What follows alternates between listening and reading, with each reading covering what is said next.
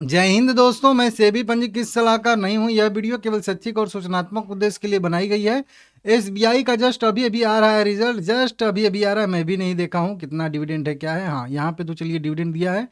Dividend कितना दिया है तो ठीक है, डिविडेंड मैं लिख देता हूँ यहाँ पे 17.35 रुपये का यहाँ पे कंपनी ने दिया है अपने जो भी 1 रुपया 10 रुपया जो भी फेस वैल्यू होगा, तो 17.35 रुपये कहिए, 17.35 रुपये पर इक्विटी शेयर के हिसाब से कंपनी ने यहाँ पे डिविडेंड घोषित किया है। इसको आप लोग देख लीजिएगा, और इसे कंपनी लगभग लगभग जो है कह लीजिए जून तक पेमेंट कर देगी, ठीक है ना। और 16/5/2026 के आसपास जो है हो सकता है इसका रिकॉर्ड डेट एक्स डेट भी कंपनी ने अपना तय किया है, लेकिन रिकॉर्ड डेट यहाँ पे लिखा नहीं है। जो रहेगा तो मैं आप लोगों को कमेंट बॉक्स में पिन कर दूंगा, ठीक है ना। ये दोनों रिजल्ट सबसे पहले तो एक ही में दे दिया है, स्टैंड लोन वाला भी और कंसोलिडेटेड वाला भी। तो चलिए देख लेते हैं। देखने में थोड़ा सा दिक्कत होगा क्योंकि सारा का सारा जो मेन चीज़ है वो पीछे हट जाएगा, ठीक है ना। लेकिन चलिए ठीक है, देख लेते हैं। सबसे पहले टोटल इनकम की बात कर लेते हैं, ठीक है ना। इंटरेस्ट इनकम में भी आज बढ़िया कह लीजिए कि देखने के लिए मिला। टोटल इनकम की बात करेंगे तो स्टैंड लोन ही देख लेते हैं, बहुत ज़्यादा का अंतर नहीं होता है। स्टैंड लोन में देखेंगे तो बहुत बकवास कर दिया है ना, एक को देखेंगे तो दूसरा बहुत छोटा छोटा दिखेगा। देखिए, सबसे पहले स्टैंड अलोन ही देख लेते हैं, उसके बाद एक नज़र मार लेंगे उस पे कंसोलिडेटेड पे।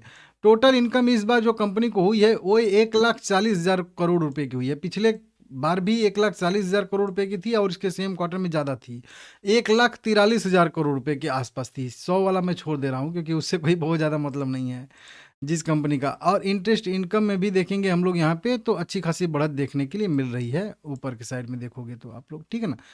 1,23,000, 1,00,000 पहले 22,000 था करोड़, और 1,19,000 करोड़ था। तो इंटरेस्ट इन अर्न जो किया है, इंटरेस्ट इनकम जिसको कहते हैं, उसमें अच्छी सी बढ़ोतरी देखने के लिए मिल रही है, ठीक है ना। इसको देख लीजिएगा। वहीं पे टोटल एक्सपेंसेस देखेंगे, खर्चा देखेंगे तो 1,12,000 करोड़ रुपया का खर्चा आया है इस बार। पिछले क्वार्टर में 1,08,000 था और इसके सेम क्वार्टर में भी 1,12,000 करोड़ रुपए के आसपास खर्चा था। तो खर्चा इस बार साल दर साल बेसिस पे भी बढ़ा है, क्योंकि वही बात है, थोड़ा सा ठीक है ना, दिक्कत हो गया है। वहीं पे प्रॉफिट, ऑपरेटिंग प्रॉफिट की बात करेंगे तो 27,700 करोड़ रुपया का ऑपरेटिंग प्रॉफिट आ रहा है। पिछले क्वार्टर में ज़्यादा था, 32,800 करोड़ रुपया था, और इसके सेम क्वार्टर में 31,200 करोड़ रुपये था। मतलब इस बार जो है ऑपरेटिंग प्रॉफिट थोड़ा सा घटता हुआ नजर आ रहा है। वहीं पे अगर नेट प्रॉफिट की बात करेंगे हम लोग यहाँ पे, तो नेट प्रॉफिट जो टोटल आ रहा है इसका लगभग लगभग यहाँ पे वो वहीं 19,683 करोड़ रुपए का आ रहा है। और वहीं पे पिछले क्वार्टर में 21,000 करोड़ रुपए का था, और सेम क्वार्टर में 18,600 करोड़ रुपए का था। तो साल दर साल बेसिस पे देखेंगे तो रिजल्ट बढ़िया है। और क्यू ऑन क्यू बेसिस पे अगर हम लोग देखेंगे तो रिजल्ट जो है थोड़ा सा वीक आता हुआ हम लोगों को यहाँ पे दिख रहा है। इसको आप लोग यहाँ पे देख सकते हो, ठीक है ना।